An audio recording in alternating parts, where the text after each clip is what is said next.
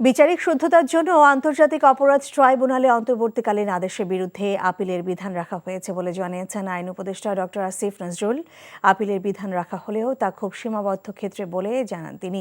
সকালে আন্তর্জাতিক অপরাধ ট্রাইব্যুনালে ভবন পরিদর্শন শেষে কথা বলেন আইন উপদেষ্টা। জানান খসড়ায় সংগঠন বা রাজনৈতিক দলের বিরুদ্ধে শাস্তিমূলক ব্যবস্থা নেওয়ার সুপারিশের যে বিধান রাখার প্রস্তাব করা হয়েছিল তা বাদ দিয়েছে উপদেষ্টা পরিষদ। তবে আরও কিছু সংশোধনী এনে খসড়াটি অনুমোদন দেওয়া হয়েছে বলেও জানান তিনি।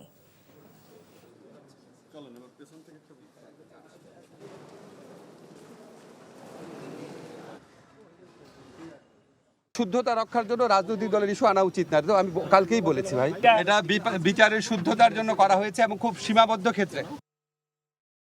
টাকা চুরির জন্য যদি আমার গলায় জুতার মালা পরাইতে হয়, তাহলে আমার শালীর সাথে প্রতারণা করার জন্য তোর ফাঁসি হবে। দুলা ভাই, আপনার তো ঘর জামাই বইলা একটা পরিচয় আছে, আমার তো তাও নাই।